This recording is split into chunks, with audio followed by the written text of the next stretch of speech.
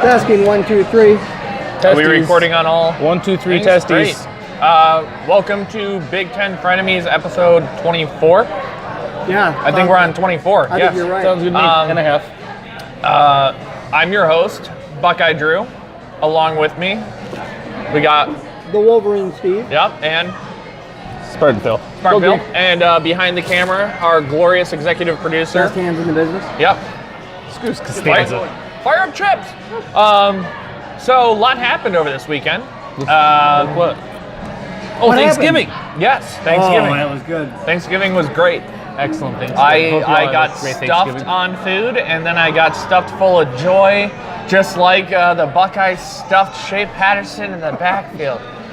62 points! Buckeyes win! Buckeyes win! It was really a good game. Wolverine Steve and I actually did go. Did you put the pictures up from our pregame? No, I'm gonna do that tonight. Okay, so along with when we post this, you will also get pictures of us. A gentleman right over there. But so we met up pre-game, took a couple photos, and then we went to our respective We seats didn't sit and by watched each the game. other. That wouldn't have been fun. No, it wouldn't have. Well, I actually sat not next for- to like a 70-year-old woman who was quite possibly the rowdiest lady I've ever met, and I think we became instant best friends. We were like chest bumping every time we would score. It was like dude, awesome. always trying to cop a feel. Dude, she wanted it. All right. Just saying. Wow. Just saying. Too far. Anyway, so we won 62 to 39. Things really It was truly not expected, so I will say that. And although the score didn't determine it, like at half, I was still scared. I was scared. I thought, these guys are still in it, especially after Mario McCall dropped it right there on his reception. Yeah, that was a scary moment. But a lot of great things happened. Hoskins, I've been saying it all year, he's the real deal. He broke the single-season Big Ten touchdown record, passing record. He set a Big Ten record for most offensive players of the week. The guy just went off.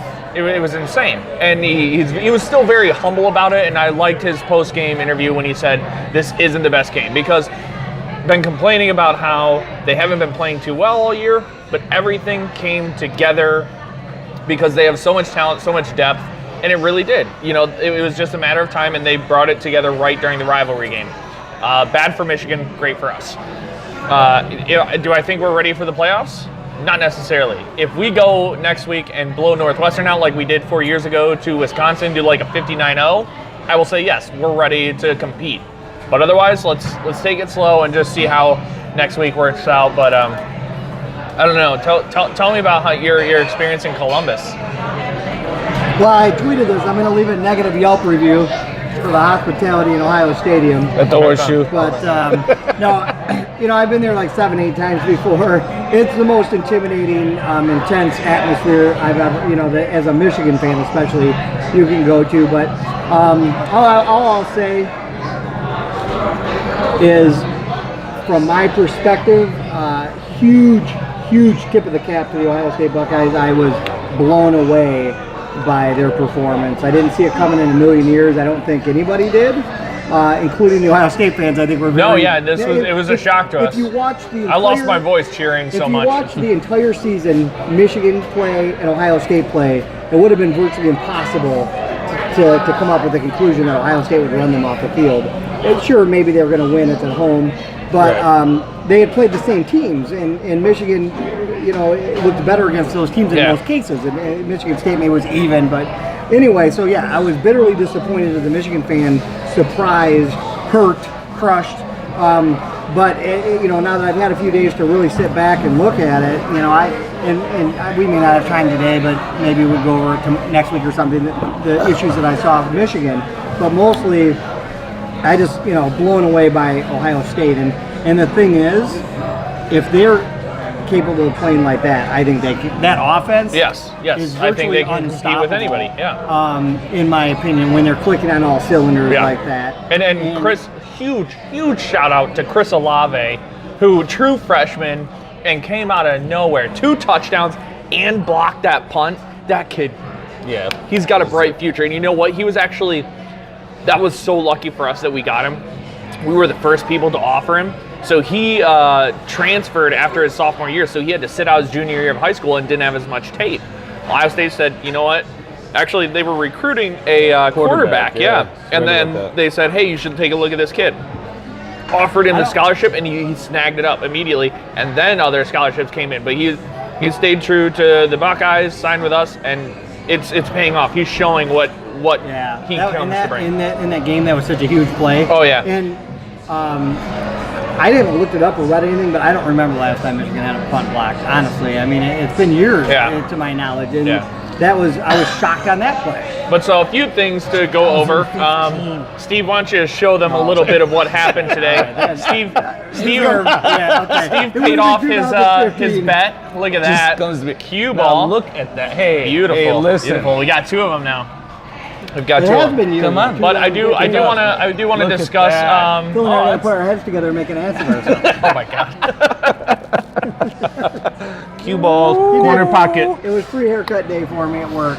It was. But I do want to say sorry if you were mistreated down in Columbus. But I will say, and it's not your fault, but this comes from the bad side of any Michigan-based fans.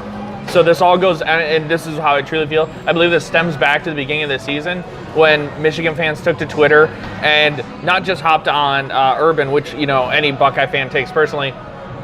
They also hopped on all Ohio State fans. They're like, okay, we understand there's a rivalry, but when you accuse an entire group of people of being domestic abusers and supportive of domestic abusers, you've set yourself up for the worst shit talk you can imagine in that position. So I think all of that kind of came to, and us winning, we were like, you guys talk so much shit, you guys put us down, and you guys accused us of being terrible people. Here we go. The problem I think we have in sports in general a lot of times, in life, I guess, in society, is to make a generalization about a whole group of people, right? So, and as long as nobody's physical with me, nobody throws something at me, I can handle it. But it was pretty brutal. One thing I didn't like is just seeing the drunk guy cheering when Devin Bush was around, like you cheer him, hey, hit that fucker again when he's on the ground and stuff.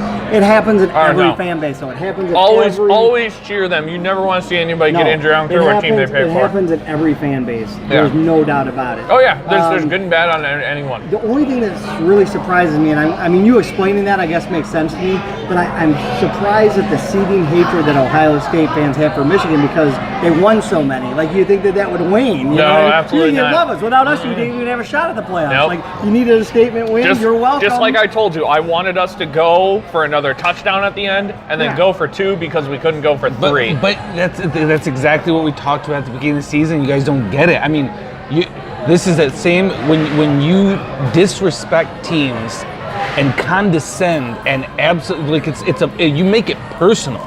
When you make it a person, not you personally, but your team, your program, so many of your fans make it a personal. Ohio State, is that? I don't well, know. just what I'm talking. Well, but what I'm okay. But like I said, you because they how are the Michigan team kind of send because Ohio. Just a second. Ohio State pays their players. Ohio State is dirty. Michigan would.